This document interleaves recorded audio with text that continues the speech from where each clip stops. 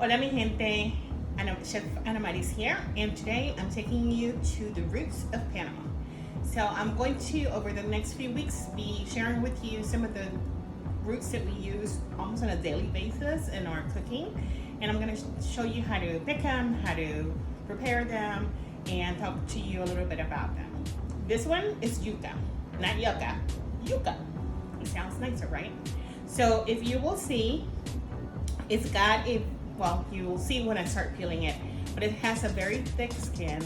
Here in Houston, since this is not something that grows in the area, they kind of put a film of wax over it to, I guess, preserve it.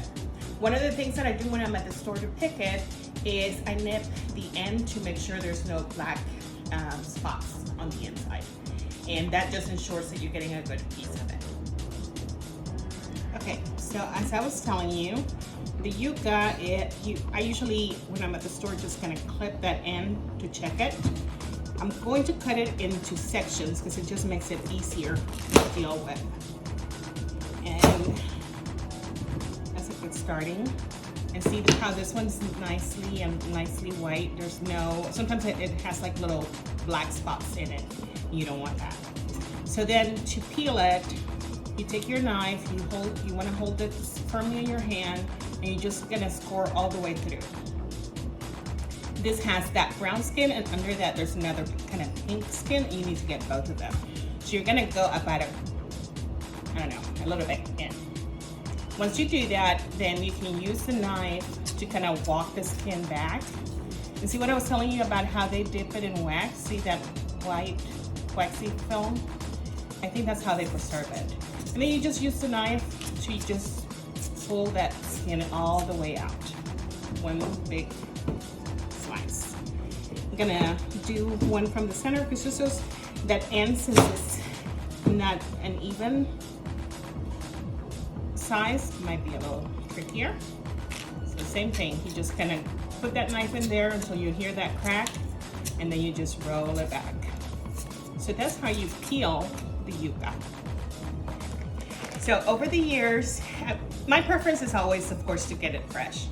But because it's been such a challenge, you never know if it's gonna be a good yuca. Sometimes it's really woody, sometimes it's really stringy. I've resorted to buying it frozen. So I buy the Goya brand. It's the only brand that I've found in the US, and I really like it. It's usually really good. And all I do, it's already peeled, it's not cooked. It does limit what I can use it for. So anything that I would have used this raw, like I could just cut this into slivers and make chips. I could grate it and make, like, we call them arañitas, which are spiders, but they're just little fritters. Or you can fry it like a French fry. You can do the French fries with the frozen, but you can't really fry them like potato chips because now the texture is completely different. It's kind of mushy. I find the frozen yuca at H-E-B in the frozen section, usually they have like a Latin case. And the fresh is usually in the produce where they have the more exotic vegetables and fruits. And you know, I've found that at H-E-B, usually I go to either Fiesta or one of the Asian markets to find these fruits.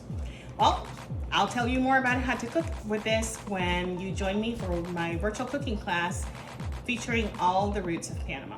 Stay tuned for that. See you next time. Hasta luego.